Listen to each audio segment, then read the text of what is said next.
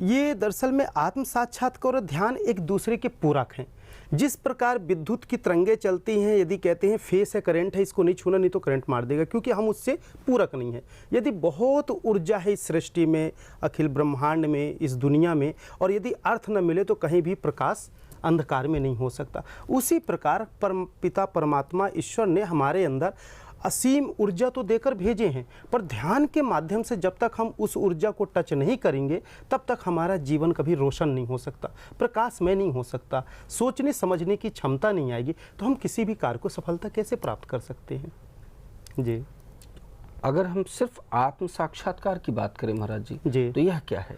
देखिए, आत्म साक्षात्कार एक ऐसी अद्वितीय क्रिया कह लें इसको, लौकिक और पारलौकिक, जिसमें समस्त ब्रह्मांड समाहित हो, जिसमें वास्तविक मूल को हम अपने आप को जानते हैं, हम अपनी ऊर्जा को जानते हैं। जैसे मेरा एक यह शरीर है, 5 तत्वों को काया को धारण किया हूँ, मुझे लोग योगी नाम से जानते हैं और मैं एक योगी हूँ।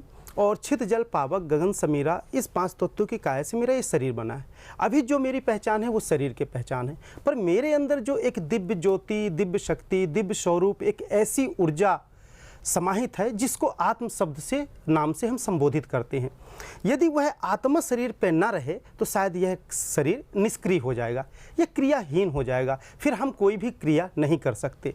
तो पहले आज हम दुनिया में देखें जितने लोगों को, तो ज़्यादातर लोग चलते हैं, ये मेरा शरीर है, ये मेरा हाथ ऐसा हो गया, मेरा ये पैर दर्द कर रहा, मेरा ये, हम मेरा करते, हम दृष्टि से जो चीज़ देखते हैं उसी को अपना सब कुछ समझ रहे हैं, जबकि हम शरीर नहीं, हम आत्मा हैं। अर्थात मैं शरीर नहीं, मैं आत्मा हूँ।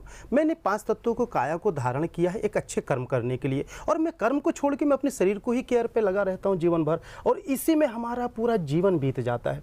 और जीवन बीतते बीतते जब हम निष्क्रिय अवस्था में आते तब लगता अरे हे भगवान, मेरा तो ये जीवन भी व्यर्थ चला गया।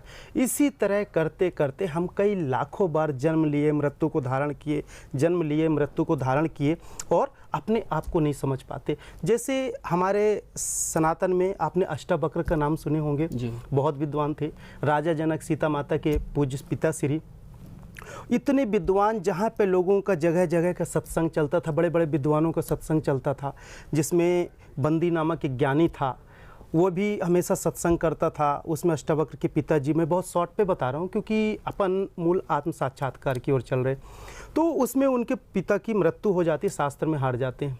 तो जब उन्होंने अपना ज्ञान को प्रदर्शन किया आत्म साक्षात्कार अष्टावक्र जी ने, तो राजा जनक उनसे दीक्षा लिए और बोले मुझे आत्म साक्षात्कार कराइए। आत्म साक्षात्कार करने के लिए कोई ऐसा नहीं कि हमें जीवन पर्यंत की ज़रूरत है, एक ऐसी ऊर्जा है जो कि टच हुई है, पता चला 1 few सेकेंड में भी आपको आत्म साक्षात्कार हो सकता है। राजा जनक को तो घोड़े के इस चाबुक से उस चाबुक में जितना पैर रखने में होता है समय, उतने में उनको आत्म साक्षात्कार हुआ। भगवान बुद्ध को पीपल के वृक्ष के नीचे आत्म साक्षात्कार हुआ। स्वामी विवेकानंद को ग्रोथ की प्राप्ति हुई, रामकृष्ण परमहंस की, रामकृष्ण परमहंस को काली माता के माध्यम से आत्म साक्षात्कार हुआ।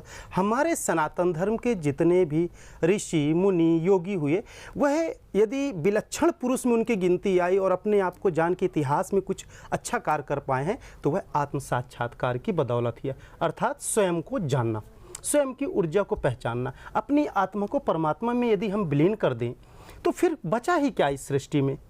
तो आत्म साक्षात्कार अपने आप में अद्वितीय है। जी।